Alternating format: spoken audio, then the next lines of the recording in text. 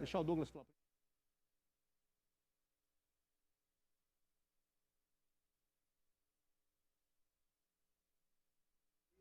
Vamos lá. Presente o número regimental de senhoras deputadas e senhores deputados, sob a proteção de Deus, iniciamos nossos trabalhos. Esta presidência dispensa a leitura da ata da sessão anterior e recebe o expediente hoje, dia 24 de fevereiro de 2021.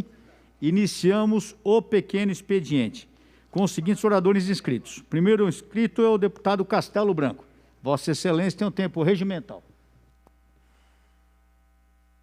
Senhor presidente, venho a esta tribuna da Igreja Assembleia Legislativa de São Paulo pedir licença para me dirigir a todo o povo brasileiro ante a excepcional importância da data de hoje, 24 de fevereiro.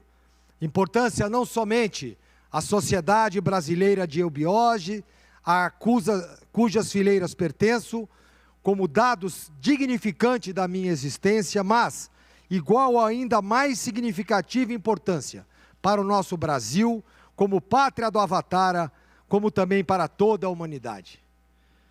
Por estabelecer um marco de uma nova era e garantir o surgimento de um novo ciclo evolucional, a data de hoje, além de toda a sua grandeza, possui e encerra em seu significado a celebração de uma esperança à humanidade.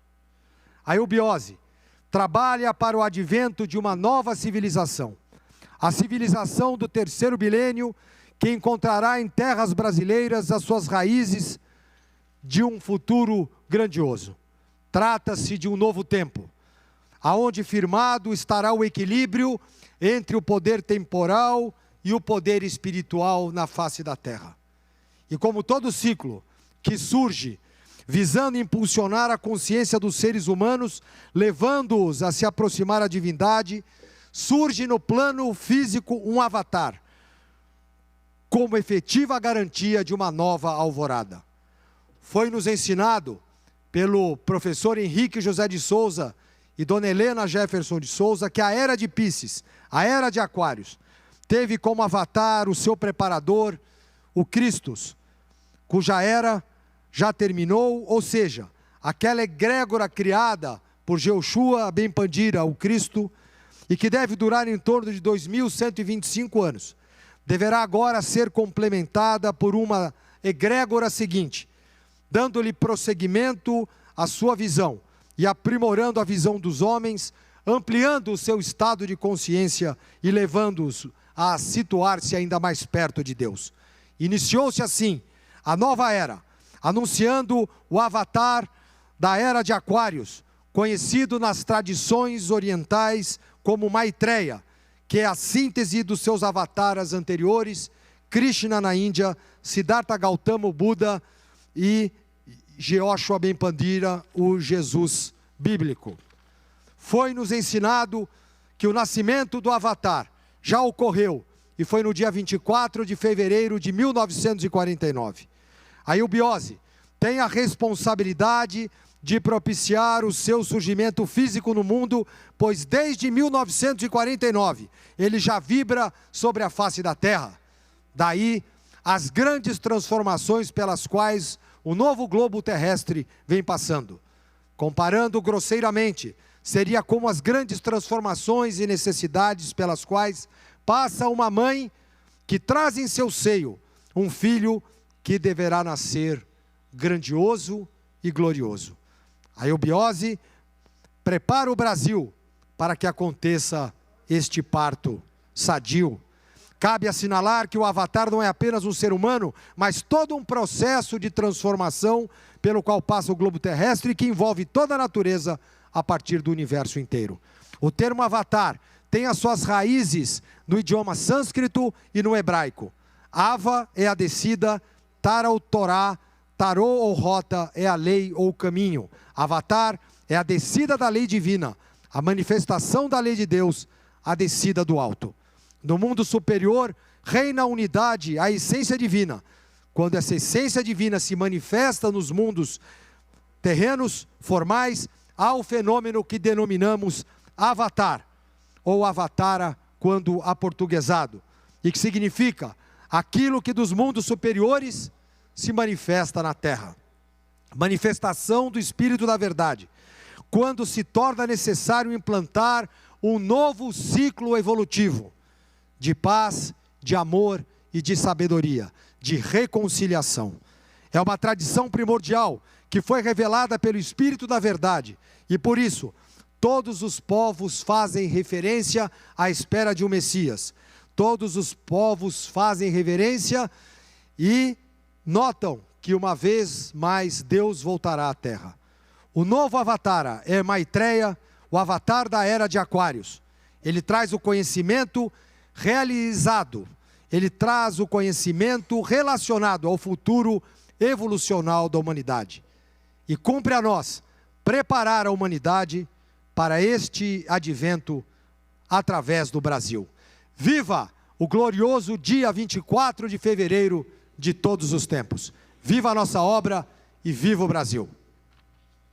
Muito obrigado, deputado. O próximo deputado aqui, nós vamos fazer uma deferência com o ok dos demais deputados, para o deputado Douglas Garcia, que se encontra de convalescência, tendo visto uma operação para que ele possa ser liberado. Então, nesse momento, eu abro a palavra para o uso da tribuna. O senhor fará a tribuna? Fará sentado? Inclusive, ele vai falar daqui sentado, eu tenho visto que ele está operado do joelho. Então, nesse momento, eu abro a palavra com o tempo regimental para o deputado Douglas Garcia, que falará ao meu lado aqui. Muito obrigado, senhor presidente. Agradeço a Vossa Excelência pela excepcionalidade. Fiz uma cirurgia no joelho, estou, inclusive, aqui contra a recomendação médica. Deveria estar em casa agora, descansando, para conseguir voltar aos trabalhos aqui na Assembleia de São Paulo. Mas eu resolvi voltar a essa Assembleia primeiro, que eu estou morrendo de saudades dos trabalhos aqui presenciais. É um prazer muito enorme ver todos os deputados, nobre deputado Carlos Gianazzi, Jorge do Carmo, Major Meca, Tenente Nascimento, Castelo Branco, Coronel Telhada, todos os demais meus pares aqui. E segundo, senhor presidente, que eu fui obrigado a voltar de forma emergencial à Assembleia de São Paulo, depois da publicação, depois do anúncio, a publicação, quem dera fosse publicação, apenas anúncio feito pelo governo do Estado de perseguir as liberdades alheias e tirar os direitos fundamentais do povo, principalmente o direito de ir e vir, anunciando o senhor governador João Dória uma espécie de toque de recolher em todo o Estado, prevalecendo das 23 horas às 5 da manhã. Um verdadeiro absurdo, como se o coronavírus passasse a funcionar apenas às 23 horas até às 5 da manhã.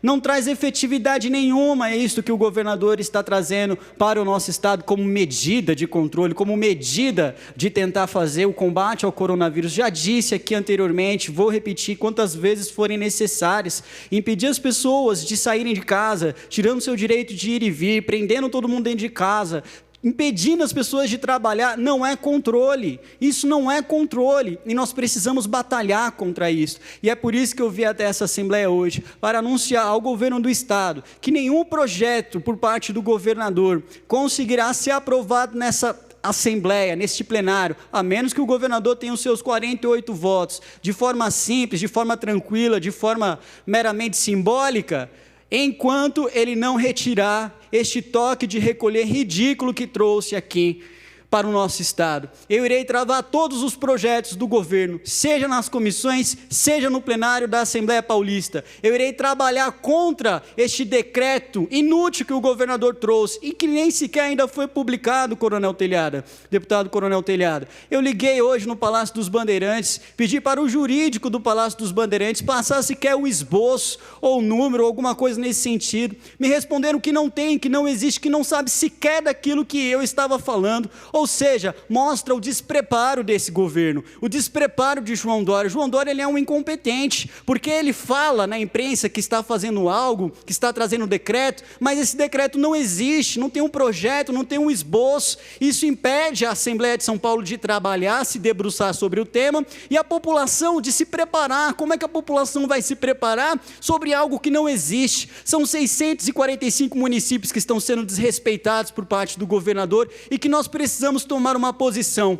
E além disso, senhor presidente, eu estou entrando com um projeto de decreto legislativo nessa casa, se contrapondo para assustar os efeitos deste decreto, que traz esse toque de recolher, e estou ajuizando uma ação no Tribunal de Justiça para derrubar, e no Superior Tribunal de Justiça também, para derrubar este decreto do governador. Esse decreto é inconstitucional. O direito de ir e vir, ele é fundamental e precisa ser respeitado. As liberdades individuais do cidadão paulista precisam ser respeitadas e estão sendo, infelizmente, feridas por parte deste governador que não respeita a vontade do cidadão. E nós não vamos baixar a cabeça diante dos ataques do governador João Dória à população brasileira, à população paulista. Estou entrando com este decreto legislativo aqui, vou trabalhar para que ele avance na Assembleia de São Paulo, vou travar todos os projetos do governador na Assembleia de São Paulo, vou entrar com uma ação judicial em todas as cortes que eu ver que é possível ajuizar uma ação, eu ajuizarei até mesmo em cortes internacionais contra o governador do estado de São Paulo, mas os abusos cometidos por parte do PSDB, por parte do governador João Dória, que é um amante sim de regimes ditatoriais, como já provou ser, arrastando as pessoas nas ruas, tirando seu direito de ir e vir, impedindo as pessoas de trabalhar, amante do autoritarismo, do totalitarismo, amante de tudo aquilo que não presta, nós não iremos aceitar os ataques do governador à população paulista. E é por isso que todas essas ações nós estamos tomando hoje, senhor presidente, e nós não vamos nos calar nos ataques deste governador, que mais uma vez eu provo aqui, é um incompetente, não está seguindo a ciência, não está seguindo a saúde, está seguindo interesses exclusivos próprios e de uma agenda nefasta de calar a população paulista e tirar de nós os nossos direitos fundamentais. Muito obrigado, senhor presidente. Muito obrigado, senhor deputado, estimamos melhora para o senhor, para que esteja logo prontamente restabelecido. Próximo deputado, deputado Itamar Borges, deputado Jorge Wilson, xerife do consumidor, deputado delegado Olim, deputada Maria Lúcia Amari, deputado Dr. Jorge Lula do Carmo. Vossa Excelência tem um tempo regimental.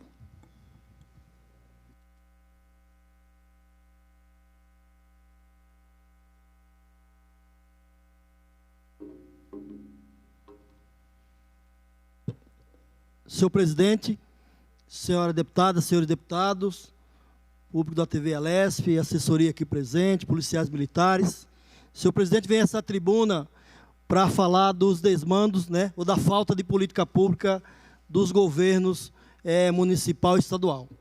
Hoje me refiro a um conjunto habitacional que foi recentemente entregue, né, construído pela Prefeitura de São Paulo, através da Coab, pela Caixa Econômica Federal e por a empresa, a empreiteira, e que as pessoas, as famílias, cerca de 600 a 700 unidades construídas lá, recém-entregado para as famílias que precisavam ou precisam, né, morar com segurança jurídica e segurança geológica, estão hoje vivenciando um problema muito sério que é a insegurança de ter a demolição, de ter o desmoronamento do risco geológico passado naquela região. Então, é lá no Itaim Paulista, lá na Vila Curuçá, onde foi construído e entregues aproximadamente 650 a 700 unidades habitacionais,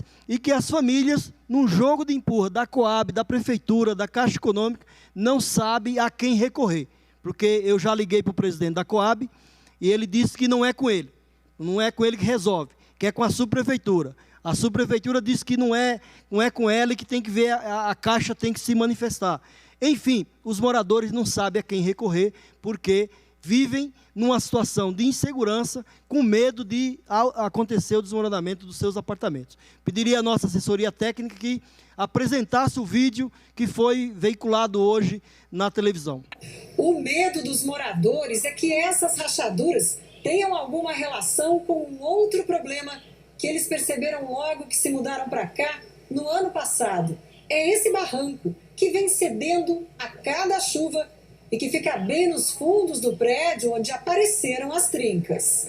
O conjunto foi construído por meio de um convênio entre a Prefeitura, o Governo do Estado e o Federal. O síndico diz que uma engenheira da construtora esteve no prédio 2 dias depois das rachaduras aparecerem. O Bom Dia São Paulo mostrou uma reportagem no Residencial Osório no início de janeiro, logo depois que grande parte do barranco caiu pela terceira vez, assustando os moradores. Cada pedaço de terra que vai embora diminui a distância entre o prédio e o ribeirão da Água Vermelha.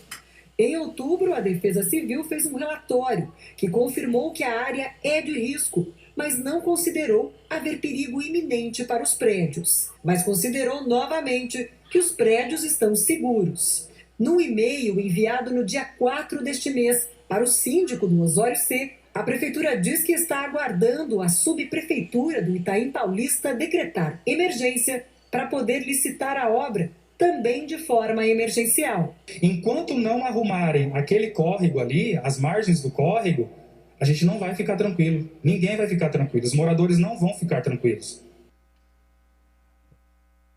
Pois bem, senhor presidente, imagina as famílias, essas 600, 700 famílias que saíram de áreas de risco e foram para esses apartamentos lá, que foram construídos pela Coab, pela Caixa Econômica, pela Prefeitura e pelo Governo do Estado, nessa parceria, hoje estão vivendo, infelizmente, o mesmo problema.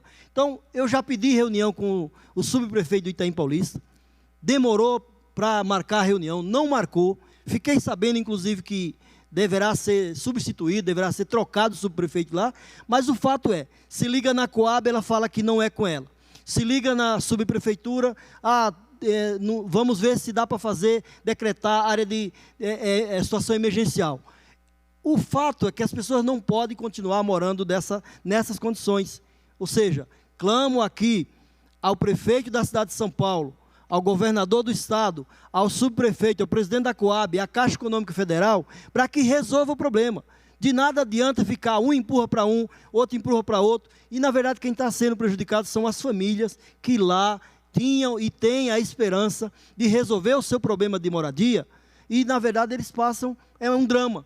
A reportagem mostra que ela está compactada, mas mostra que famílias não conseguem dormir, porque elas vivem nessa insegurança, essa incerteza, se vai ser feita essa obra emergencial para sanar esse problema, vez por todas. Então, eu quero reafirmar aqui meu compromisso com essas famílias, dizer que nós estamos na defesa e na luta para que eles consigam resolver esse problema, porque eles não querem sair de lá. Foi difícil conquistar essa moradia, portanto, é preciso que a prefeitura ou alguém responsável por essa obra, pela necessidade dela, resolva esse problema uma vez por todas. Muito obrigado, senhor presidente. Muito obrigado, deputado. Próximo deputado, deputado Edmir Chedid, deputada Analice Fernandes, deputada Carla Morando, deputado Adalberto Freitas, deputado Coronel Nishikawa, deputado Carlos Gianazzi. Vossa Excelência tem o tempo regimental.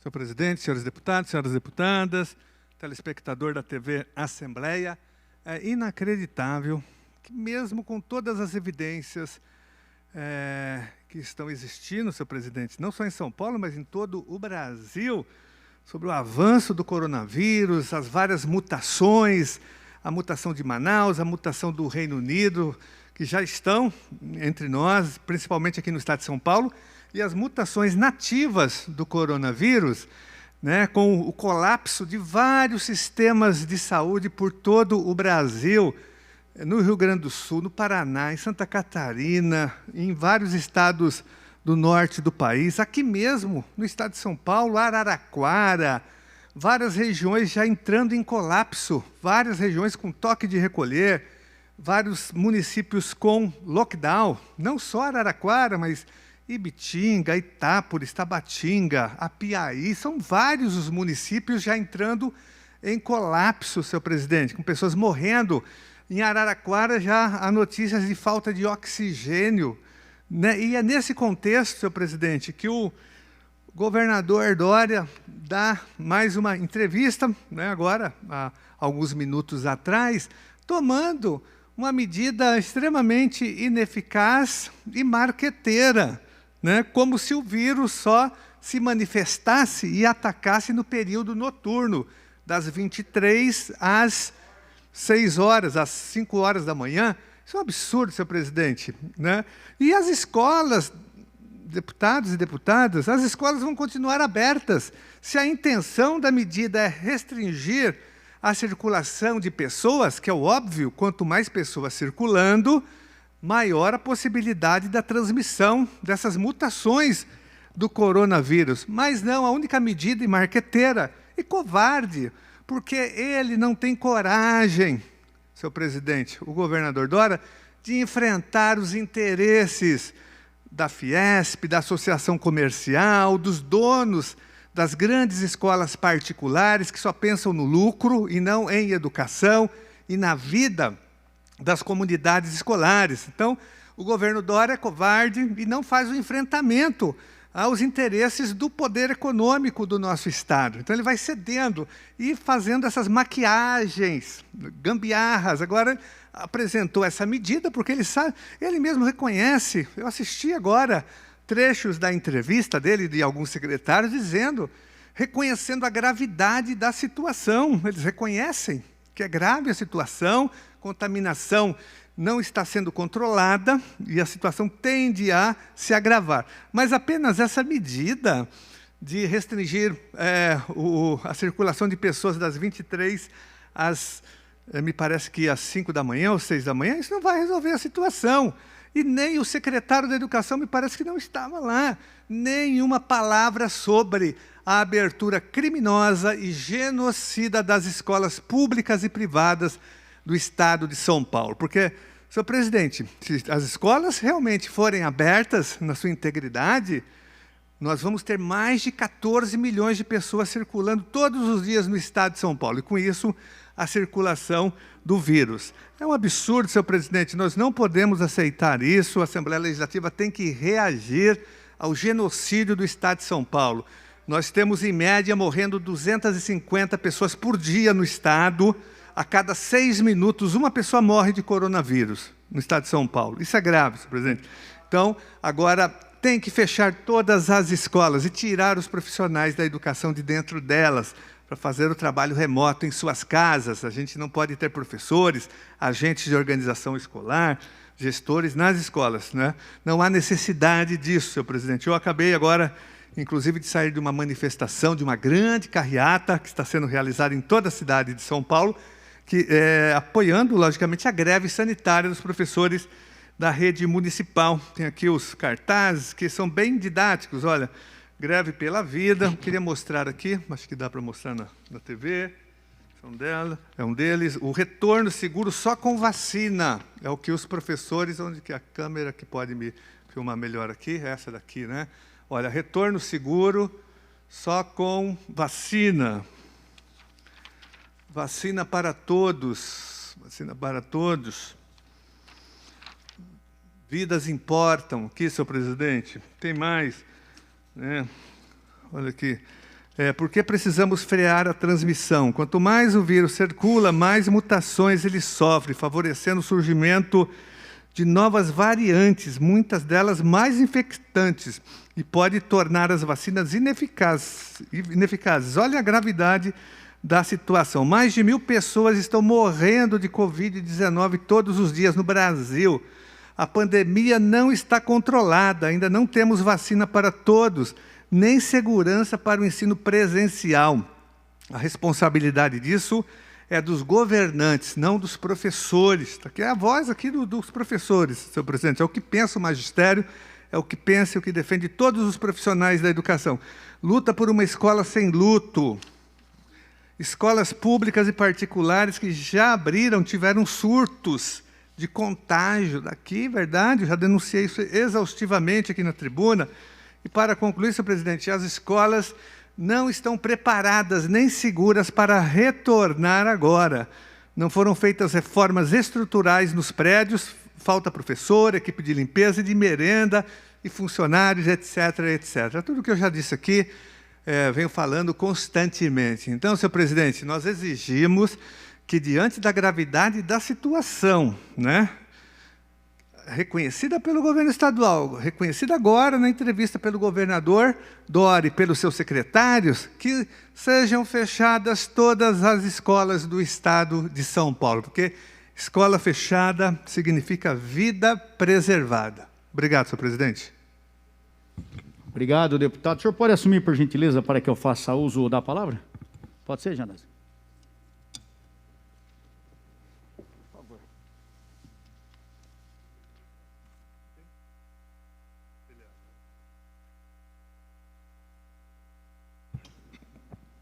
Dando sequência à lista de oradores inscritos, com a palavra o nobre deputado Coronel Telhada. Muito obrigado, presidente, deputados, a todos que nos assistem pela Rede Alesp. Quero saudar aqui a Cabo Benoni, em nome de quem saúdo toda a nossa assessoria policial militar. Hoje, dia 24 de fevereiro, é uma data que eu queria lembrar aqui que pesou muito na vida de todos os paulistanos, principalmente da nossa geração, até os mais velhos, talvez alguns mais novos até lembrem dessa data, que foi o dia do incêndio do edifício Andraus, que ocorreu em 1972. Eu lembro que nessa época eu tinha 10, 11 anos de idade, 10 anos de idade, e eu lembro das imagens na televisão do incêndio ali na Avenida São João, os bombeiros trabalhando duro, as pessoas morrendo, se jogando do alto do prédio, uma coisa que influenciou muito o incêndio, que inclusive influenciou em toda a ação do bombeiro no mundo todo, porque a partir desse incêndio começaram a ser tomadas novas cautelas com relação aos incêndios em edifícios. Então hoje, dia 24 de fevereiro, se completam 49 anos, é isso? 72, 2021, 49 anos, é isso, né? 49 anos do incêndio do edifício Andraus. Hoje também é o dia, então quero aproveitar e mandar um abraço para todos os bombeiros, né? Bombeiros, os homens da FAB que trabalharam na ação, na época nós não tínhamos helicóptero na PM, os nossos bombeiros, a polícia militar, enfim, a todos aqueles que passaram por momentos tão difíceis. Hoje, dia 24 de fevereiro, também é um dia importante na conquista do direito do voto da mulher. O voto da mulher ele foi aqui no Brasil conseguido em 1934, através da Constituição de 34, e foi uma vitória da Revolução de 32. Apesar de São Paulo perder a Revolução de 32, uma das vitórias conseguidas foi o voto feminino em 1934 na Constituição. E também hoje é o dia do piloto de helicóptero. Parabéns a todos os pilotos de helicóptero que têm aí trabalhando. Wagner, coloca para mim, por favor. Isso. Não, agora é o piloto de helicóptero. Dia do piloto de helicóptero, que nós aí queremos homenagear todos os homens e mulheres que trabalham nessa missão tão difícil, em especial nossa Polícia Militar, com os homens que trabalham, homens e mulheres que trabalham aí no grupamento de rádio patrulha aérea. Também quero aqui lamentar o luto de um veterano da Força Expedicionária, veterano da Segunda Guerra Mundial, o senhor José Basílio da Silva Filho, que faleceu no dia 22 de fevereiro agora, com 100 anos de idade. Ele faleceu lá em Curitiba, e era um veterano nascido em Paranaguá, no Paraná, José Basílio da Silva Filho. Lembro sempre aqui, para toda vez quem quiser ouvir, que os meus heróis não morreram de overdose. Meus heróis são heróis de verdade. Não são drogados que ficam aparecendo na televisão, se fazendo de livres pensadores ou pessoas que se preocupam com a população e não fazem nada pelo bem do país. Eu quero aqui agradecer a indicação do cabo da Polícia Militar do Estado de São Paulo, Cabo Farias. Ele é o primeiro policial do Estado de São Paulo a ingressar póstumamente na lista de personalidades negras da Fundação Cultural Palmares. Essa fundação tem sido muito criticada por causa de algumas atitudes, mas eu quero aqui fazer uma referência especial e agradecer por lembrarem desse filho da Polícia Militar, o jovem Vitor de Oliveira Farias, que nasceu em 1986. Ele era filho da senhora Márcia Gonçalves de Oliveira Farias, professora aposentada, Janazzi, do Estado de São Paulo, e do senhor Magnobaldo Nascimento de Farias, sargento da Força Aérea. O cabo Vitor, cabo Farias, já havia servido na Força Aérea em 2005, serviu durante 6 anos, e ingressou na Polícia Militar em 2011, se eu não me engano. E esses anos todos que trabalhou na Polícia Militar, ele trabalhou com muita alegria, muita felicidade, mas, infelizmente, ele acabou falecendo no dia 23 de junho de 2019, às 11 horas, ele acabou sendo vítima de disparos de arma de fogo, quando estava patrulhando uma região dentro de uma viatura. Ele, apesar de socorrido, não foi, infelizmente faleceu. Ele foi socorrido ao hospital do Emil Boimirim, lá na Zona Sul, e não resistiu aos ferimentos e faleceu. Ele deixou a esposa, a senhora Fabiane Cruz de Oliveira, à época com 35 anos, e um filho, e deixou 5 filhos. 5 filhos e 2 enteados, na época, com as seguintes idades. 7 filhos, hein? Caterine, 15 anos, Vitor, 10 anos, filhos do primeiro casamento, o Jonathan, de 17, Nicolas, de 12, enteados, e o Gabriel, de 8 anos, o Pietro, de 7 anos, e a Vitória, de 5 anos. Então, os senhores notem que esse policial militar, apesar de um homem simples, trabalhador, ele se sacrificou em prol da população de São Paulo e deu a sua vida, o seu maior bem, pela sociedade. Então, eu quero agradecer aqui a Fundação Cultural Palmares por colocar o cabo PM Vitor de Oliveira Farias como o primeiro policial do estado de São Paulo a ingressar póstumamente na lista de personalidades negras da Fundação Cultural Palmares. Muito obrigado, senhor presidente. Eu voltarei posteriormente para fechar outros assuntos. Muito obrigado. Dando sequência à lista de oradores inscritos, com a palavra a deputada Janaína Pascoal, com a palavra o deputado Alex de Madureira, com a palavra o deputado Maurici, com a palavra o deputado Daniel José, com a palavra o deputado Carlos César, com a palavra o deputado Marcos Damásio, com a palavra o deputado Sebastião Santos, com a palavra o deputado Tenente Nascimento, com a palavra a deputada Marta Costa, com a palavra a deputada professora Bebel Lula, com a palavra o deputado Teonílio Barba Lula, com a palavra o deputado Luiz Fernando, na lista suplementar agora, com a palavra a deputada Maria Lúcia Amari, com a palavra o deputado Itamar Borges, com a palavra o deputado Sérgio Vitor, com a palavra o deputado delegado Olim, com a palavra o deputado Sebastião Santos, com a palavra o deputado Jorge Wilson, xerife do consumidor, com a palavra o deputado Douglas Garcia, com a palavra o deputado Caio França, com a palavra o deputado Edmir Chedi, com a palavra a deputada Carla Moranda, com a palavra com a palavra o deputado Frederico Dávila e com a palavra o deputado Major Meca.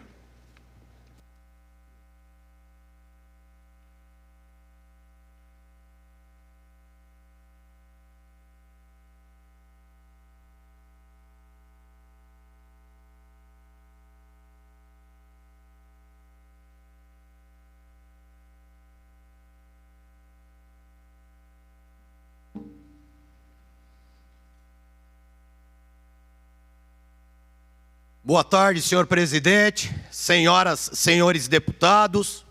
Segue extensa a lista dos maus serviços prestados ao povo do estado de São Paulo pelo senhor governador João Agripino Dória.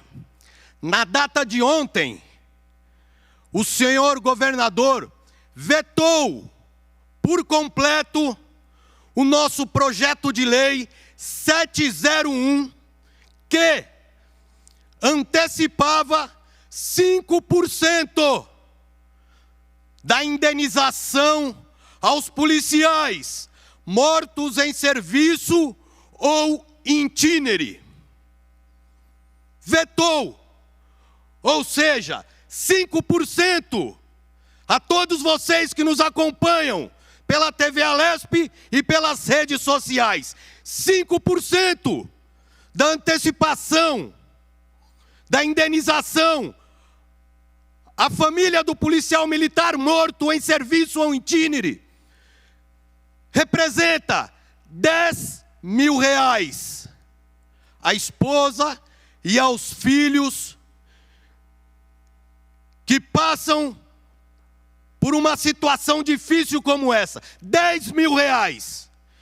Que para o governo do estado de São Paulo, para o estado de São Paulo, o estado mais rico da nação, isso não representa nada.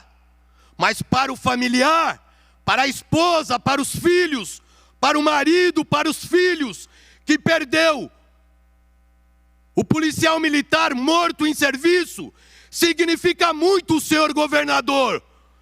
Significa muito. E nós que estamos fazendo vaquinhas, vendendo objetos do policial, a família rifando objetos do policial, para suprir essa necessidade, fomos ignorados pelo senhor João Agripino Doria. Ele vetou por completo o projeto de lei que socorre os familiares dos nossos soldados que estão morrendo em São Paulo, que só o ano passado foram mais de 120. Mas para o governo do estado é só um número. Vai amparar familiar de policial militar? Para o senhor não interessa, né, senhor governador? Mas nós traremos aqui ao conhecimento de todos que nós estamos trabalhando, estamos levando ao conhecimento do governo do estado as dificuldades, as demandas dos nossos policiais, e o senhor não está tendo boa vontade, não está tendo respeito em atendê-las. O que o senhor está fazendo com soldados da Polícia Militar no estado de São Paulo é um genocídio. O senhor abandonou os nossos policiais. Abandonou. E esse veto ao projeto de lei 701 é a marca maior da sua indiferença com os policiais militares, com os policiais civis, técnicos científicos e policiais penais. É a marca maior de abandono, de indiferença. O senhor, a Secretaria de Segurança Pública,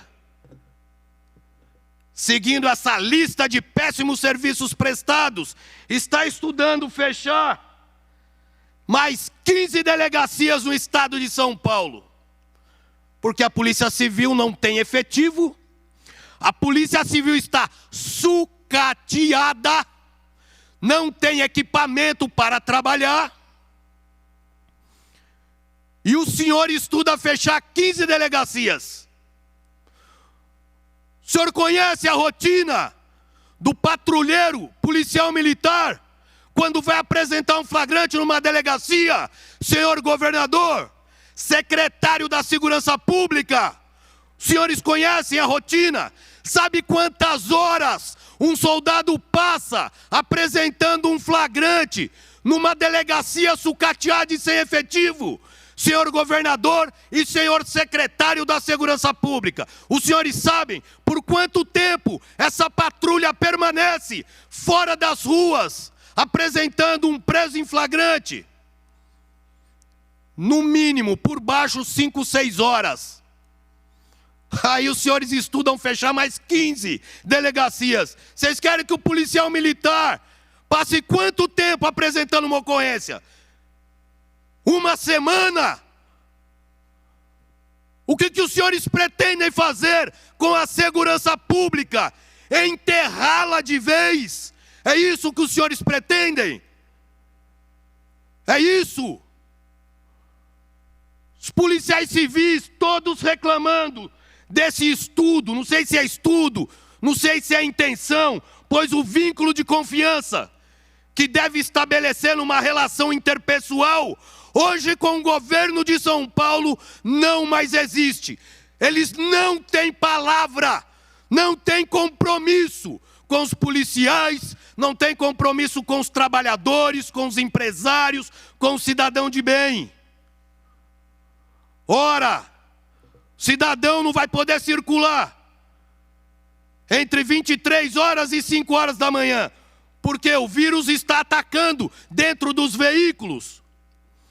Se o problema é pancadão, governador, foi o senhor que, como promessa de campanha, prometeu combater os pancadões, mentiu, puniu policiais que agiam em pancadões e criou o Favela Fest, criou o Favela Fest, incentivando festas promovidas pelo crime organizado, regado a drogas e a bebidas alcoólicas, servidas a adolescentes, interditando, tirando o direito de ir e vir de cidadãos de bem, trabalhadores, que não conseguem sair de dentro de casa, nem para socorrer um familiar enfermo.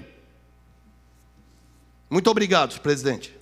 Obrigado, senhor deputado. Próximo deputado, o deputado Castelo Branco.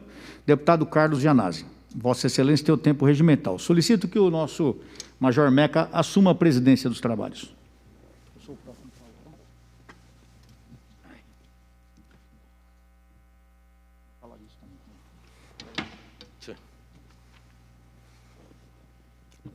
Senhor presidente, de volta a esta tribuna, eu quero fazer um apelo ao secretário estadual de saúde para que ele faça a chamada imediata de todos os aprovados no concurso de enfermeiro, que foi realizado em 2016. Tem aqui um edital de 2016. Nós tivemos 834 aprovados. Só 8 foram nomeados até agora, né? E outros, senhor presidente, foram até chamados, mas não foram nomeados. É um absurdo, porque numa crise dessa que nós estamos vivendo, de caos na saúde pública, com essa crise do coronavírus, quando mais nós precisamos de profissionais da saúde, o Estado se isenta de fazer a chamada de pessoas que foram aprovadas no concurso público, que se esforçaram, estudaram. São mais de 800 pessoas nessa situação. Nós já estamos em 2021 e só 8, de 2016 até agora, só 8 profissionais, só 8 enfermeiros e enfermeiras foram chamados nesse concurso, senhor presidente. É um absurdo total. Nós temos outros hospitais precisando também desses servidores, há uma falta de servidores. O governo tem insistido na precarização e, na verdade, na contratação precarizada, na terceirização da saúde, não formando quadros estáveis de profissionais nos nossos hospitais. Por isso que nós somos críticos da privatização da saúde, da terceirização, que é uma lógica perversa, na verdade, que prejudica o SUS, o Sistema Único de Saúde. Então, a nossa luta é pela chamada imediata, neste momento, senhor presidente, de todos os aprovados nesse concurso que tem o edital de 2016. Olha que absurdo, como que pode, né, o Estado realiza um concurso para contratar enfermeiros e enfermeiras para o sistema de saúde estadual, para um hospital importante como Heliópolis, e só chama 8 pessoas, senhor presidente. Isso é uma afronta ao bom senso e ao erário público também, porque isso teve um custo para o Estado, teve um custo para as pessoas que prestaram o concurso. Isso se chama improbidade administrativa, e a secretaria tem que responder por isso, senhor presidente. Nós vamos tomar aqui providências em relação a esse fato, acionando o Ministério Público, a Comissão de Saúde aqui da Assembleia Legislativa. E é isso, faço um apelo para que o governo estadual, para o governo Dória, e sobretudo para o secretário estadual da Educação, faça a chamada imediata desses profissionais. E gostaria, senhor presidente, que as cópias do meu pronunciamento fossem encaminhadas exatamente para o secretário de Saúde, para que ele tome as providências em relação a esse concurso. Quero aproveitar ainda a minha presença aqui na tribuna, senhor presidente, para dizer o seguinte: olha, o Estado está passando a boiada, a Secretaria da Educação, fechando salas no nosso Estado, fechando escolas. E aqui eu tenho mais um caso, senhor presidente. Aqui na Escola Estadual João Kopic, que fica aqui no centro da cidade, eles estão fechando salas, impedindo a abertura de salas de aula para a EJA, para a educação de jovens e adultos. Nós temos um caso aqui exemplar que eu quero que a Secretaria tome providências e faça a abertura de uma sala. Nós temos 15 alunos já numa lista, que são alunos da própria escola, que vão para o terceiro, foram aprovados e vão estudar no terceiro turno, no terceiro termo, na verdade. da educação de jovens e adultos. Já tem mais 5 inscritos, ou seja, já tem mais de 20 alunos inscritos, e mesmo assim a escola, amando por orientação de uma política de fechamento de salas, não permite a abertura dessa sala e talvez de outras também.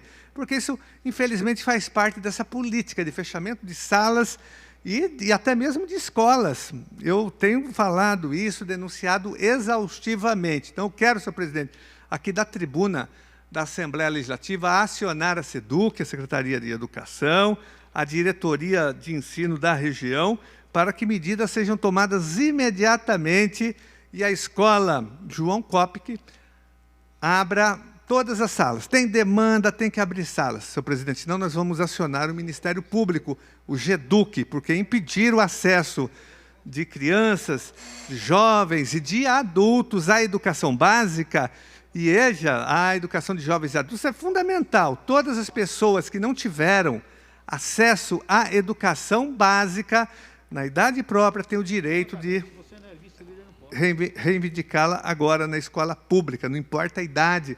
A pessoa pode ter 18 anos, 20, 40, 80, 100 anos, ela tem o direito de voltar a estudar. Então, essas pessoas que estão nas listas estão querendo uma vaga, senhor presidente. Tem sala ociosa na escola, porque eles já fecharam o regular dessa escola, que já é um absurdo aqui no centro da cidade, e agora querem fechar a EJA, a educação de jovens e adultos, impedindo o acesso das pessoas à escola, à educação básica. Também, senhor presidente, solicito que cópias do meu pronunciamento sejam encaminhadas imediatamente à Secretaria Estadual de Educação e as salas sejam mantidas e abertas. Muito obrigado.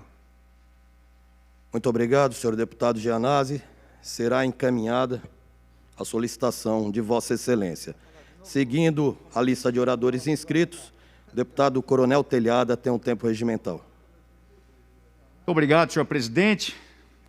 Hoje, dia 24 de fevereiro de 2021, quarta-feira, quero começar a falar sobre esse assunto que rodou essa semana na rede social, foi colocado um post dizendo que o governador Dória proporia a redução de 20% nos salários dos servidores públicos por 6 meses. A proposta incluía ativos, aposentados e pensionistas, e que o projeto estaria para votação aqui na Assembleia Legislativa. Acho que todos os deputados devem ter recebido esse post.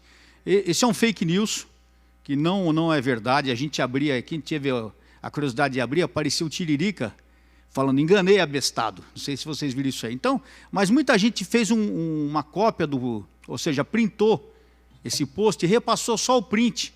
E as pessoas ficaram apavoradas. Então, a rede social ela é boa, mas tem hora que ela atrapalha. Porque ela espalha fake news e acaba trazendo grande preocupação para as pessoas.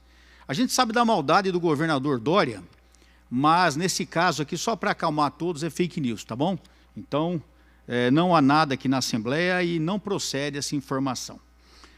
Alguns deputados já falaram, não poderia deixar de falar. Hoje aí, o governador Dória lançou aí o toque de restrição entre 23 horas e 5 horas em todo o estado, de 26 de fevereiro a 14 de março. Eu não entendo, eu não sei se o governador ele faz de propósito para encher o saco, ou se de repente falta um pouco de visão estratégica, visão política, visão humanista até para as pessoas aqui no estado de São Paulo. Eu não sei o que nós estamos sofrendo na mão desse governador. Eu sei que algumas atitudes dele beiram o ridículo. Essa é uma dessas atitudes. Quer dizer que da meia-noite, ou melhor, das 11 da noite às 5 da manhã, nós teremos os vírus na rua agindo. Então vamos recolher a PM, vamos recolher os bombeiros, vamos recolher os ônibus, porque esses homens e mulheres também estão sujeitos ao vírus. Ou seja, nós vemos que isso aqui é uma ação simplesmente para encher o saco da população. Eu queria até aproveitar nesse momento e pedir ao governador Dória, já que ele tomou essa atitude, que ele acabe de uma vez então com os bailes, os malditos pancadões que ocorrem em todo o estado. Que deixe a PM agir nos pancadões e botar para quebrar em cima desses vagabundos que ficam a noite toda tocando música alta, aterrorizando as pessoas que estão dormindo, e incomodando as pessoas idosas, trabalhadores. Isso ele não deixa. Quando teve lá no Paraisópolis, ele pôs a PM em volta, não deixava a PM agir. Pôs a PM para fazer segurança de pancadão ainda. Então, governador Dória, eu não sei quais são as suas intenções. Eu sei que, para mim, o senhor já deu, já basta, basta. Eu acho que já está na hora do senhor sair do governo de São Paulo. Como eu disse anteriormente, no meu entendimento, o senhor está precisando de um apoio, diria até psicológico, porque as atitudes do senhor, se não beiram o ridículo, beiram simplesmente a situação do incrível, porque o senhor tem tomado atitudes que não são atitudes normais, e essa é uma delas. Faça o bem para o estado de São Paulo, peça para sair, peça para sair. O senhor já deu o que tinha que dar, porque o povo de São Paulo não aguenta mais, o agronegócio não aguenta mais, o comércio não aguenta mais, a indústria não aguenta mais, o cidadão de São Paulo não aguenta mais essas atitudes ridículas e maldosas que têm sido tomadas pelo governador contra o cidadão de São Paulo. Então, eu acho que está na hora de nós aqui na Assembleia tomarmos uma atitude drástica. Nós já entramos com um pedido de impeachment, vamos entrar novamente, porque não tem mais condição de aguentar esse governador. É uma situação que está afundando o estado de São Paulo. Nós estivemos em várias fiscalizações e vimos as falcatruas, os absurdos que aconteceram durante a pandemia. E, infelizmente, eles continuam acontecendo, porque o povo de São Paulo quer crescer, o povo de São Paulo quer trabalhar e não pode simplesmente, porque Sua Alteza Imperial, sacerdotal, magistral, chamado megalomaníaco, governador Dória não deixa, simplesmente ele não deixa. Eu não quero, não quero e não quero, é assim que está sendo. Parece aquelas crianças birrentas. É isso que tem sido feito em São Paulo. Enquanto isso, lá na Avivá, os problemas continuam, a violência a todo vapor, os hospitais sem recursos, as escolas abandonadas, os professores ganhando uma porcaria de um salário, os médicos, enfermeiros, policiais, o serviço público abandonado, a polícia engessada e o senhor querendo proibir a população de sair da meia-noite às 5, não querer trabalhar, dizendo que o vírus só ataca nesse horário. Governador, faça um favor para o estado de São Paulo e peça para sair. Muito obrigado. Muito obrigado, deputado Coronel Telhada. Próximo inscrito, deputado Capitão Castelo Branco.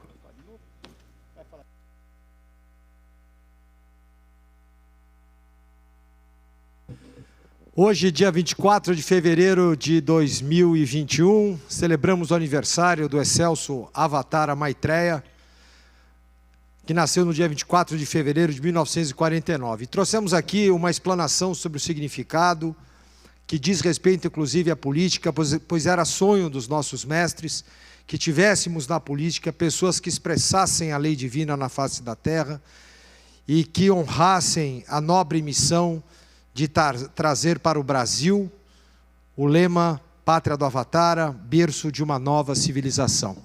A esperança da colheita reside na semente. Com esta frase, o nosso professor Henrique José de Souza fundava a Eubiose e plantava no Brasil as suas boas sementes para que aqui o Brasil fosse de direito e de fato o líder, o soberano do mundo. Então vamos lá. Avatar é uma manifestação corporal de um ser imortal, segundo a religião hindu, e por vezes até o ser supremo. Deriva do sânscrito e do hebraico avatara, que significa descida, normalmente denotando uma das encarnações de Vishnu, tais como Krishna, que muitos hinduístas reverenciam como a divindade. Muitos não hindus, por extensão, usam o termo para denotar as encarnações de divindades, inclusive por muitas outras religiões. Avatar vem do sânscrito, como disse, avatara, e significa descida de Deus, ou simplesmente a encarnação de um ser supremo.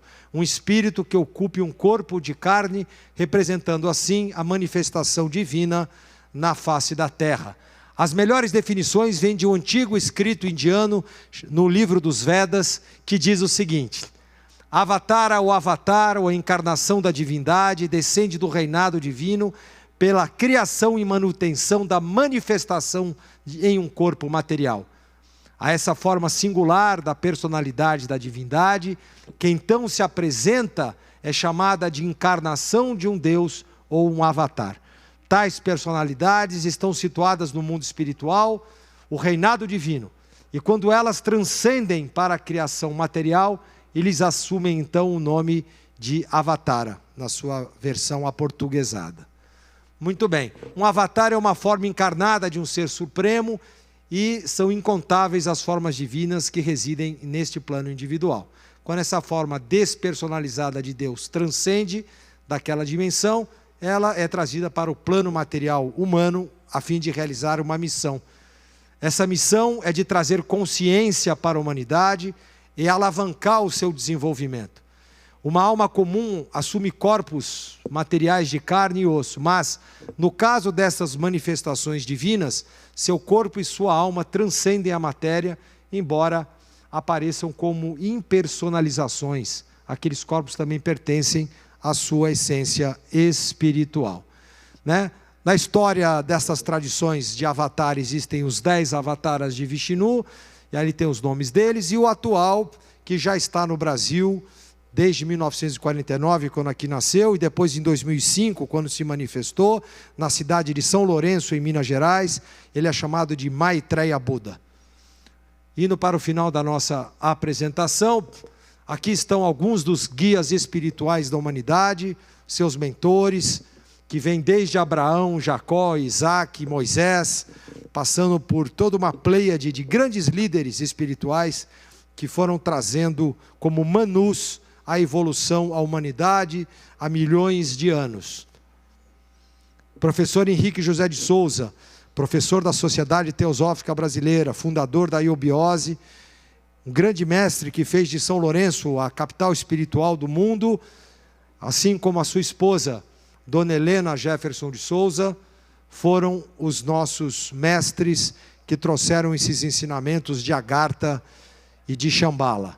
Está aqui eles paramentados para as suas atividades ritualísticas.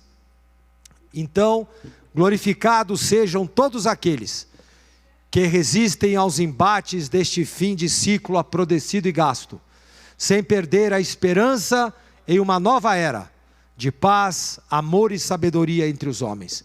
Glorificados os que trabalham para que seus corações transbordem de amor, suas mentes sejam puras de luz e iluminem uma nova madrugada toda cheia de esplendor para a humanidade. Um Feliz Natal teosófico, eubiótico, aos irmãos da Rosa Cruz e da maçonaria. Ati, Niati, Niatati, um por todos e todos por um, Pax Perennis Dei. Realização através do caráter e da cultura.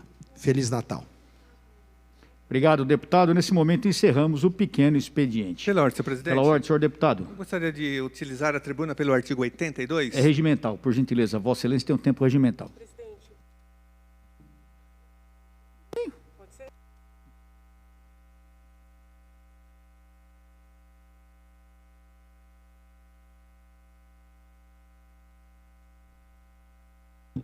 Senhor presidente, eu de volta a esta tribuna, eu queria aqui manifestar a minha indignação e a minha revolta com mais um comunicado da Secretaria Estadual de Educação, do secretário Rocieli Ventralbe. Não contente com aquele comunicado 147, né, que tenta proibir, que tenta impedir a presença, a entrada de parlamentares nas escolas estaduais, de representantes sindicais, e até mesmo porque se as escolas seguirem à risca o que diz esse comunicado inconstitucional e ilegal da SEDUCA, do Rocieli Ventralbe, nem o promotor de justiça vai poder entrar numa escola pública, nem o juiz, nem o conselheiro tutelar da criança e do adolescente, muito menos nós aqui, deputados e deputadas. Mas como esse comunicado não tem nenhum tipo de amparo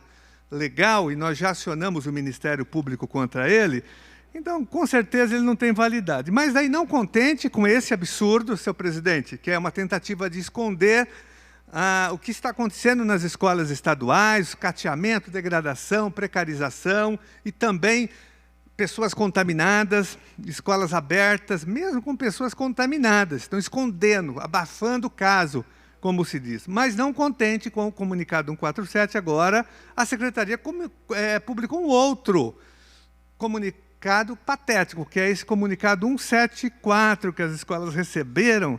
Esse é demais, é ridículo, né? O secretário da Educação, Rocieli, perdeu o senso do ridículo, do bom senso, na ânsia de esconder o que acontece nas escolas. Ele tem medo, né, senhor presidente, ele agora, e também de esconder a contaminação, porque nós já estamos, tenho aqui os dados, senhores deputados e deputadas, atualizados. Só na rede estadual, nós já temos 991 casos de profissionais da educação contaminados nas últimas semanas, com a volta dos professores ao planejamento presencial, que foi um absurdo total, levar o professor para fazer planejamento dentro da escola, isso poderia ter sido feito online, remotamente, e depois com as aulas presenciais.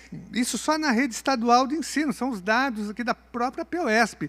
Em 523 escolas, nós temos 991 casos de profissionais da educação infectados com o coronavírus. Nós já tivemos 10 mortes de profissionais da educação. Senhor presidente, 10 pessoas já morreram da rede estadual. E hoje o governador anunciou, reconheceu a gravidade da situação, agora há pouco, algumas horas atrás, né? E ao invés de tomar medidas para valer de enfrentamento ao coronavírus, e a tragédia que já está acontecendo em várias partes do estado, de cidades em lockdown, com toque de recolher, ele apenas determinou, né, uma medida para inglês ver, uma medida de toque de recolher das 23 às 5 da manhã. Isso é um absurdo, não vai resolver absolutamente nada, mas não falou das escolas abertas, com as aulas presenciais, que eu tenho certeza que é um dos motivos para que haja o aumento das contaminações em todo o estado de São Paulo, senhor presidente. Isso tem agravado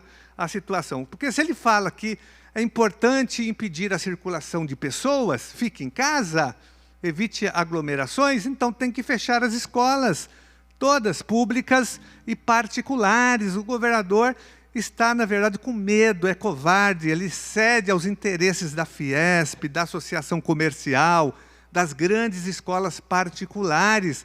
Esse é o governador Dória, marqueteiro de quinta qualidade, e aí anunciou apenas essa medida, toque de recolher, como se o vírus só se manifestasse à noite. Eu fico preocupado, senhor presidente, porque os nossos professores trabalham no período noturno também. O professor vai sair da escola exatamente às 23 horas, e como que ele vai voltar para a sua casa? Ele vai ser preso? Como que vai ser isso? Os professores estão preocupados, mas a nossa luta é pelo fechamento imediato das escolas. Mas, só para concluir, senhor presidente, falando aqui desse comunicado 174, que é um absurdo total, né? Ele diz o seguinte, ele tenta criminalizar agora os profissionais da educação, dando a entender que a contaminação nas escolas e dos próprios profissionais da educação é culpa dos docentes, dos professores, de quem está na escola. Ele diz, vou traduzir aqui o que diz esse comunicado 174. Inclusive, eu quero aqui parabenizar ao Demo, aqui o professor Chico Poli, que fez um texto muito importante e uma declaração, aqui no texto dele. Ele diz o seguinte, eu vou até ler aqui na intro, ó, a grande piada fica por conta do seguinte trecho desse 174, desse comunicado. No caso de descumprimento do protocolo, isso é o que diz o protocolo, né? No caso de descumprimento do protocolo no ambiente escolar e contato por mais de 15 minutos, com menos de 1,5 m de distância, caberá à diretoria de ensino imediatamente afastar o profissional da educação, seja ele o professor, o agente de organização escolar, o gestor. Aí tem que informar os órgãos sanitários locais e abrir processo de apuração preliminar para análise da situação existente. Olha só o que ele está dizendo nesse comunicado, né? Que os professores, enfim, os profissionais da educação não poderão ficar a uma distância mínima de 1,5 m por um tempo de 15 minutos. Caso isso aconteça, já é uma infração disciplinar. Daqui, olha, haverá apuração preliminar. Aí o Chico Poli, senhor presidente, ao Demo vai ao ponto, dizendo o seguinte, eu encerro o meu depoimento aqui lendo, meu pronunciamento lendo o documento da UDEMO. Vamos esclarecer esse comunicado 174 de uma forma bem simples e didática. O que se pretende com ele, pura e simplesmente a não endossar a greve dos professores, levando para a escola todos os dias, em todos os horários, professores e funcionários, com exceção daqueles pertencentes ao grupo de risco ou portadores de atestado médico, apenas para dar quórum, para fins políticos e mediáticos, mesmo que profissionais não tenham nada para fazer lá.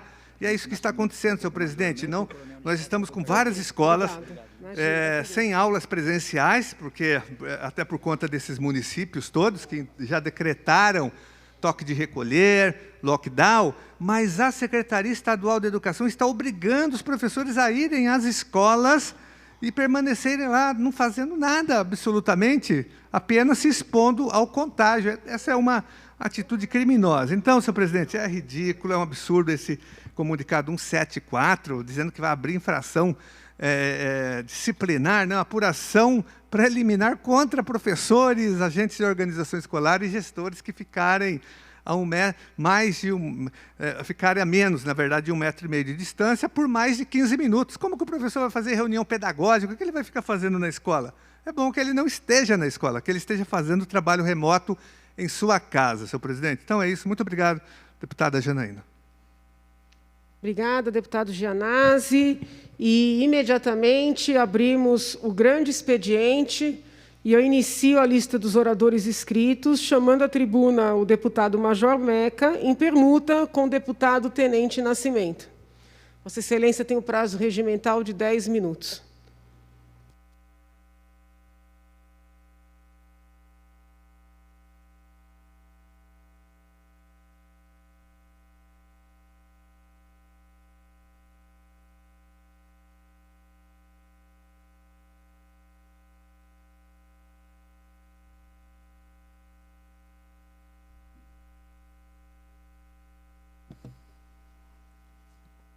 Senhora presidente, senhoras e senhores deputados, a todos vocês que nos acompanham pela TV Alesp e pelas redes sociais, retorno a essa tribuna na data de hoje, dia 24 de fevereiro de 2021, para complementar a minha fala anterior sobre a restrição de circulação em São Paulo, no estado de São Paulo, no horário das 23 às 5 da manhã, que foi anunciado hoje pelo senhor governador João Agripino Dória.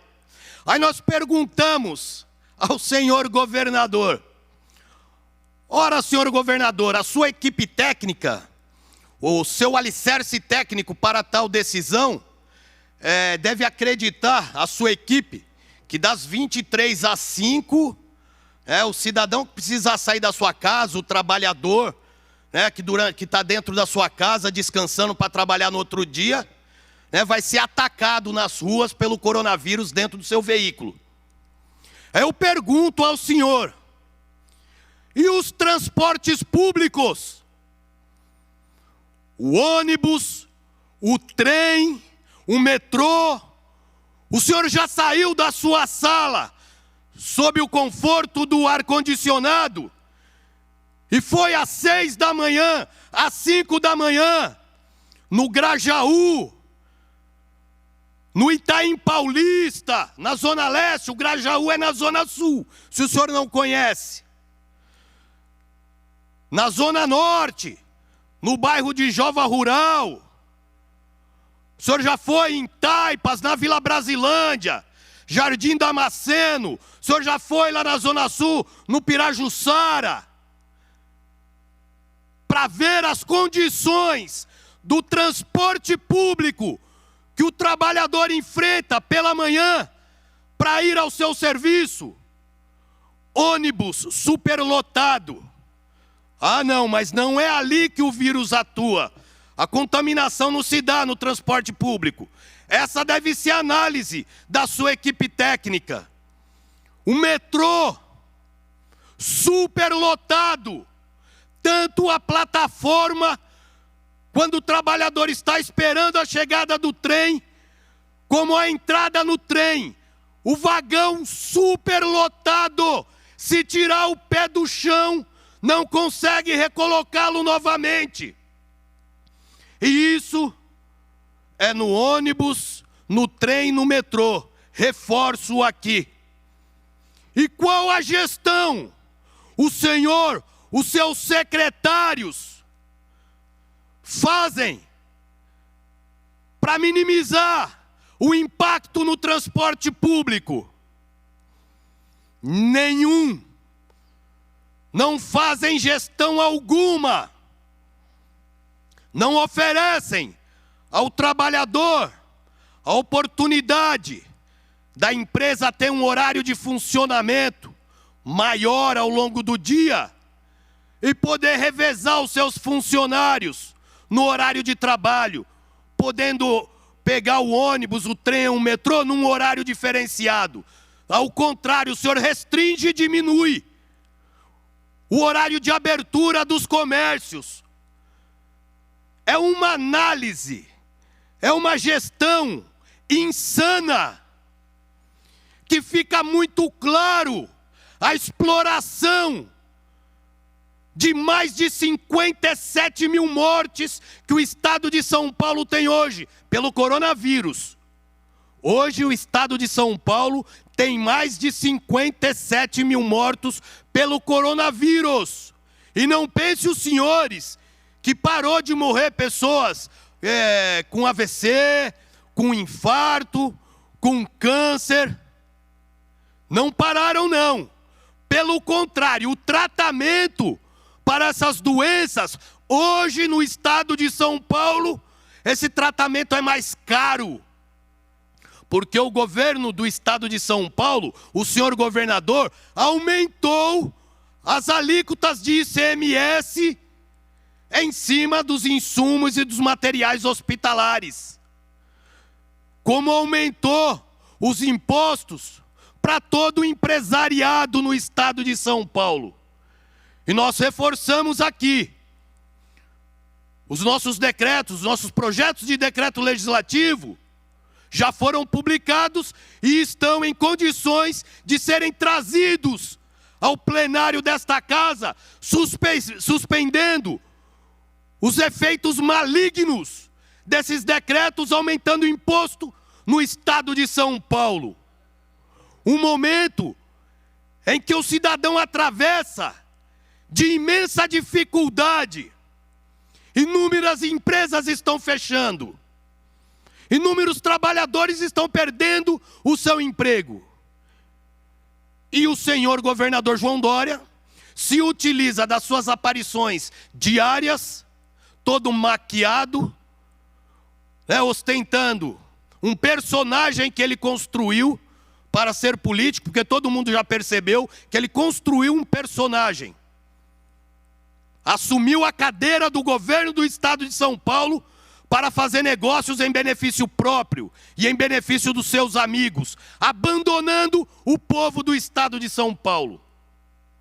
Quando eu citei aqui na minha fala os pancadões que aterrorizam os moradores das periferias, que havia sido uma promessa de campanha do João Dória combater o pancadão, ele fez totalmente o contrário.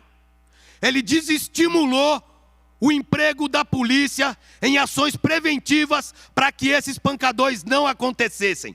Hoje, os senhores sabem qual é a realidade nos pancadões, e eu digo por constatação, porque o meu mandato, a maior parte do tempo é nas ruas, nos quartéis, nas delegacias, nas escolas, nos hospitais. Sai num final de semana, numa quinta, na sexta, no sábado ou no domingo. Vai nesses pontos de pancadões. Sabe como está a viatura da Polícia Militar? O pancadão acontecendo, a viatura da Polícia Militar, o soldado da PM estacionado, fazendo a segurança do pancadão, com ordem do governador do estado de São Paulo, ordem de dentro do Palácio dos Bandeirantes. Se o policial for agredido a tiros naquele ponto de estacionamento, não é para embarcar e sair na perseguição a esse criminoso para tentar efetuar a prisão. A ordem é permanecer e pedir pelo rádio o apoio do resgate para socorrer o policial baleado. Essa é a ordem absurda aos nossos policiais. O policial com a viatura parada, estacionada, e passando moto na frente da viatura. O condutor da moto, o criminoso, empinando a moto na frente da viatura, na frente do policial, e o policial tem ordem para não fazer nada. É essa gestão que o desgovernador João Dória está fazendo hoje no estado de São Paulo. E vou mais adiante. Não me surpreendo se a situação nos hospitais no estado de São Paulo não piorarem. Não me surpreendo, porque a saúde no estado de São Paulo sempre foi negligenciada. Nunca foi gerida com seriedade e responsabilidade. Nunca foi. São Paulo nunca teve leitos de UTI disponíveis. Nunca teve. Quantas vezes eu não me desloquei a hospitais para apoiar o socorro de familiares de soldados que estavam no corredor, infartado, e só haveria UTI disponível depois de 5 dias. E tem que sair a gente correndo atrás de uma UTI por todos os hospitais de São Paulo para tentar socorrer uma pessoa, para submetê-la à cirurgia, que precisa ser urgente, porque está infartada. Não tem muito tempo de vida se não houver uma intervenção cirúrgica. E muitos morrem nos corredores, no estado mais rico do Brasil. Pessoas, cidadãos de bem, morrem nos corredores dos hospitais. A semana passada, eu fui à Zona Norte fiscalizar uma escola. Conversa com os pais na porta das escolas. É de cortar o coração. A mãe fala: Major, meu filho não teve aula o ano passado inteiro. As poucas aulas que tiveram foi de português e matemática, e algumas. Não teve história, não teve geografia, não teve aula de inglês, não teve nada. Todos passaram de ano sem ter aula, sem aprender nada. Aí você entra na escola, você olha aquela criança humilde, com um short surrado e um chinelo de tira no pé, atrás de absorver algum conhecimento, para ver se consegue um espaço digno no mercado de trabalho amanhã. E o governo brincando com essas pessoas, pessoas simples e humildes, trabalhadores que querem dar o estudo ao seu filho, para que ele possa ser alguém na vida. E o governo brincando, fazendo política pública em benefício próprio.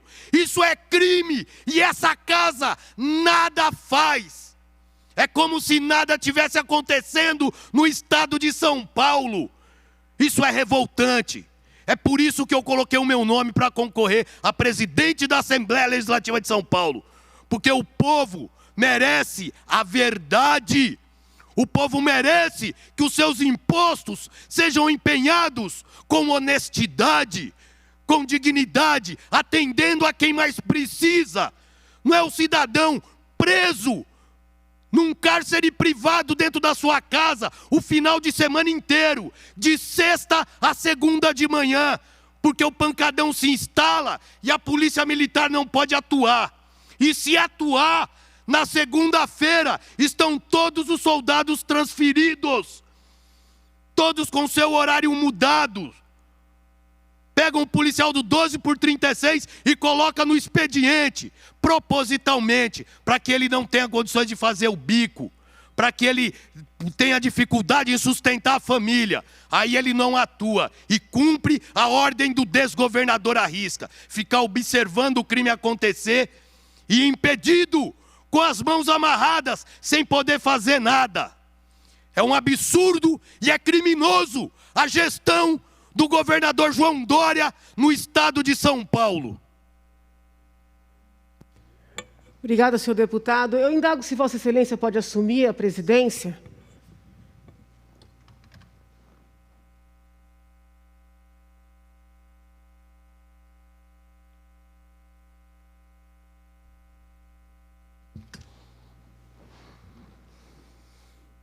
assumindo a condução dos trabalhos no grande expediente, chamamos,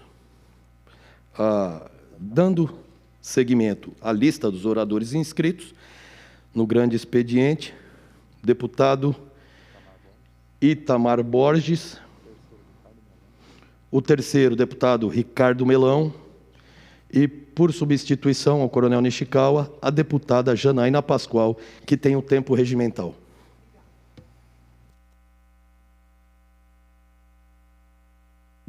Muito obrigada, senhor presidente. Cumprimento Vossa Excelência, os funcionários presentes, as pessoas que nos acompanham. Eu queria resgatar um histórico recente, até para que as pessoas compreendam o importante debate que vai se estabelecer nesta casa, muito provavelmente na semana que vem. Na verdade, os estudos, os diálogos internos já começaram, mas, vamos dizer assim, de maneira formal, oficial, pública, esse debate provavelmente ocorrerá na semana que vem. Não sei se os senhores vão recordar, mas assim que se iniciou a pandemia e os trabalhos presenciais foram suspensos na casa e se estabeleceram os trabalhos virtuais, esta Assembleia precisou se debruçar sobre 3 grandes projetos. Um projeto em que se declarava calamidade pública no estado de São Paulo, um projeto que decretava a calamidade pública na capital, e um terceiro projeto que nós falamos, nós apelidamos de maneira, vamos dizer assim, pouco formal, de um projeto guarda-chuva, que admitia que os outros municípios ao lado da capital, os demais municípios, pudessem mandar aqui para casa o seu decreto de calamidade pública, que naquele momento seriam recepcionados de maneira praticamente automática.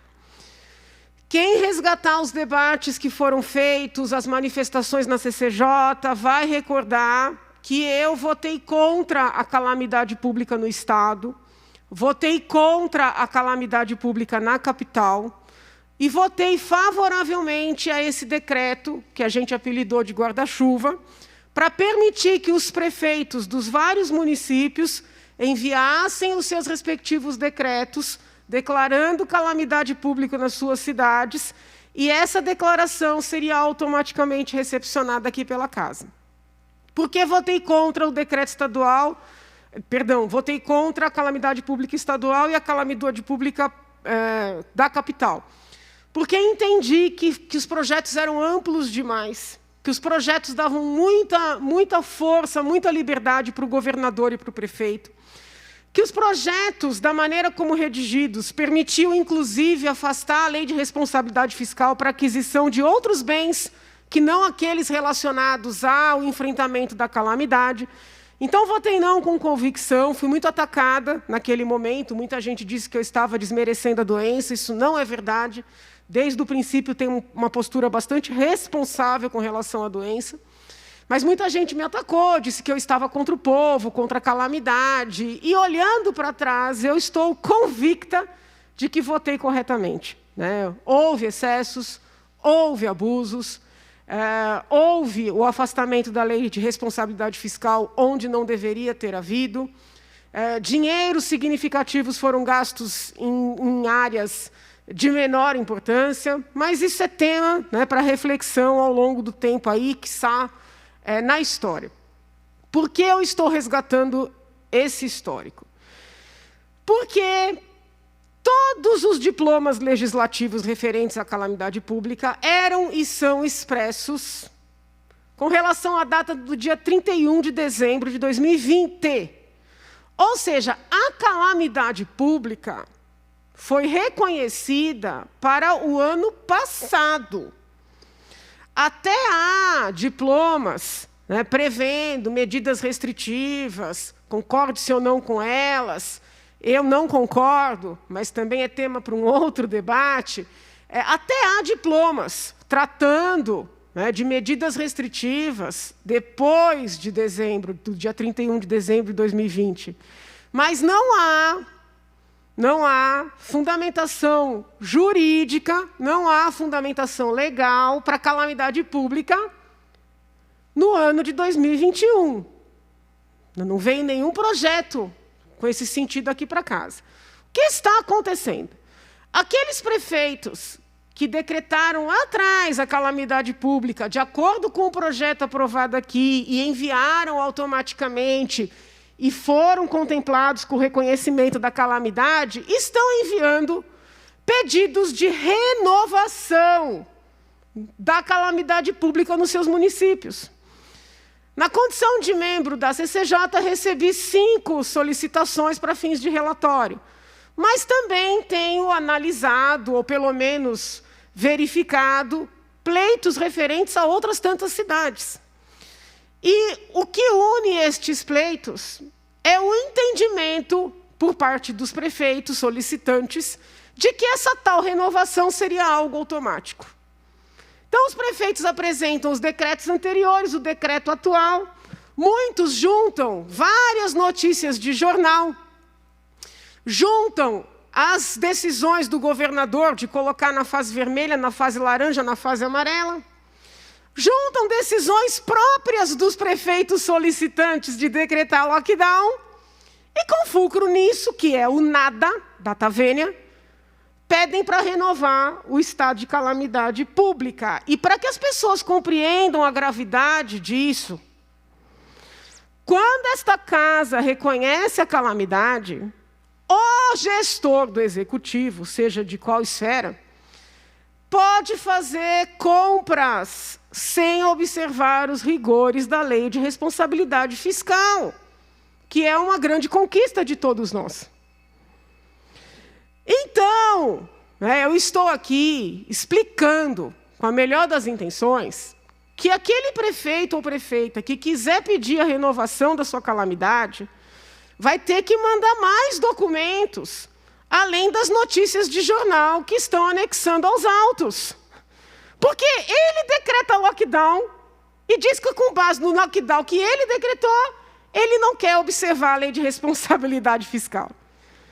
O governador nunca se sabe em que fase vai colocar, por mais que a gente estude os critérios, né? Não encontramos racionalidade nessas tais decisões do governador, com todo respeito, não encontramos. O governador decide mudar de fase a depender da maneira como ele acorda, e o prefeito aproveita essa situação e pede para não observar a lei de responsabilidade fiscal. Então, para os feitos em que eu vou apresentar parecer, já estou antecipando. Quero que os prefeitos apresentem documentação a evidenciar quanto receberam da União, quanto receberam do Tesouro Estadual. Porque eu tenho levantado esses dados, mas eu quero a documentação do município. Mas quero documentos para saber em que utilizaram esses dinheiros.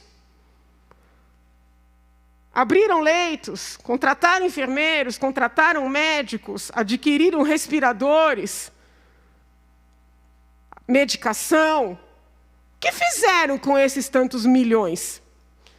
Ontem o secretário da Saúde foi ouvido aqui na Comissão da Saúde e ele disse com todas as letras que a União passou para o Estado de São Paulo ao todo 5 bilhões de reais. Desses 5 bilhões, 3 bilhões foram transferidos diretamente para os municípios. Não é pouco dinheiro. Então, para pedir estado de calamidade, neste momento, é necessário mostrar quanto recebeu, o que fez com esse dinheiro, e, afinal, quer ficar isento da lei de responsabilidade fiscal para quê? O que está faltando adquirir? Porque tudo que nós passamos no ano passado era para que os gestores preparassem o sistema de saúde.